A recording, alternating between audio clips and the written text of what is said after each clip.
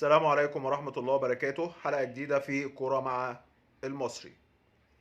الحلقة دي النهاردة يا جماعة هنتكلم فيها في حاجتين. حلقة مهمة جدا.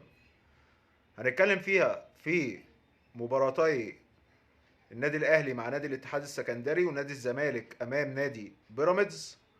والجزء الثاني من الحلقة هنتكلم على قرعة دوري أبطال أفريقيا وقرعة الكونفدرالية. هنبتدي الأول بمباراتي نادي الزمالك امام نادي بيراميدز والنادي الاهلي امام نادي الاتحاد. هو تقريبا في حاجه من اتنين، يا اما احنا نسينا الكوره، يا اما احنا بعد ما اتفرجنا على كاس العالم فاكتشفنا ان احنا ما عندناش كوره. هو في حاجه غلط. الكوره عندنا، يعني الواحد اتفرج على مباريات الدوري العام بصراحه يا جماعه الواحد اتسدت نفسه، يعني الواحد نفسه كده اتسدت عن الكوره. يعني انا بكره واحد من الناس قاعد مستني ماتش الارجنتين وكرواتيا كده ومستني مباراه المغرب وفرنسا.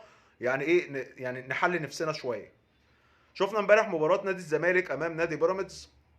نادي بيراميدز كان طول المباراه ماسك الماتش بصراحه وزمام الامور وضيع فرص كتير.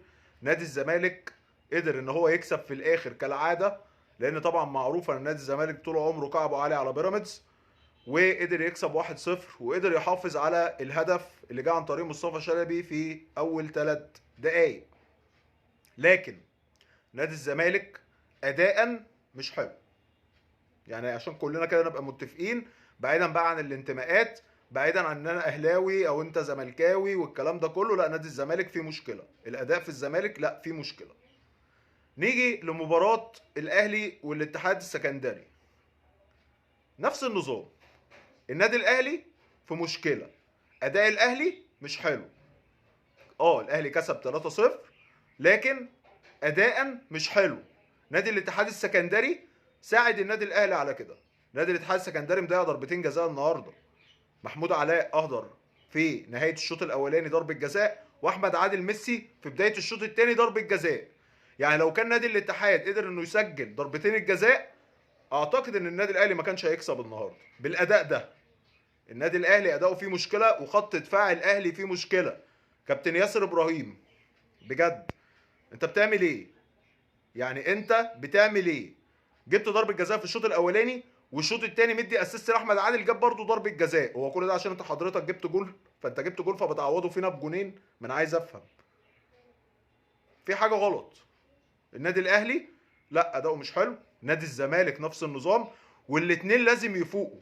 الاهلي والزمالك لازم يفوقوا، لان الاهلي والزمالك هم نواه منتخب مصر اللي احنا المفروض متاملين فيه الخير ان شاء الله، ويحقق قبل كده زي ما قلت لحضراتكم ربع اللي عمله منتخب المغرب. وبمستوى الاهلي والزمالك ده لا، مش هينفع في دوري ابطال افريقيا خالص. نتكلم بقى على قرعه دوري ابطال افريقيا.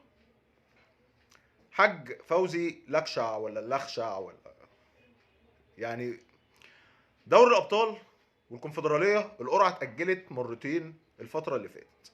طبعا في ناس منهم انا، يعني اللي هم الناس اللي هم يعني سوء النيه، قعدنا نقول اشمعنى يعني بيتاجلوها والاجل غير مسمى وبعد كده لا احنا هنعمل القرعه. النهارده كلنا اتاكدنا ان سوء نيتنا الحمد لله طلعت صح.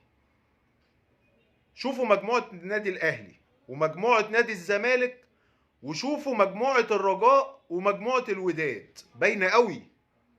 يعني النادي الاهلي يتحط مع ميموريدي سان داونز للسنه الخامسه على التوالي. يعني نحس كده ان سان داونز والاهلي بقوا عاملين زي مثلا ايه، برشلونه وبايرن ميونخ. يعني خلاص بقوا مكتوبين لبعض. يعني بعد كده متهيألي المفروض بعد كده ما يسحبوش قرعه، يبقى الاهلي وسان داونز خلاص مثلا، والهلال السوداني طبعا معاهم، ونشوف بقى مين الفرقه الرابعه اللي هتبقى موجوده. مجموعه الاهلي، اهلي، سان داونز، هلال سوداني، قطن كاميروني، مجموعه موت. مجموعه نادي الزمالك اللي يقول ان هي سهله، لا مش سهله برضه، مجموعه موت. الزمالك والترجي وشباب بلوزداد والمريخ السوداني، يعني 4 فرق من شمال افريقيا، ضرب نار. مجموعه الوداد ومجموعه الرجاء، فين المجموعه؟ الرجاء محطوط في مجموعه مش عارف فيها سيمبا وفيها فايبرز ومش فايبرز ايه ده يا جماعه؟ ايه التهريج ده؟ ايه التهريج ده؟ مش عارف الاتحاد الافريقي لحد امتى هيفضل في الفساد ده؟ للاسف اتحاد افريقي فاسد. ده اللي اقدر اقوله النهارده، وارجو تكون الحلقه عجبت حضراتكم. ما تنسوش الدعم والاشتراك، والسلام عليكم ورحمه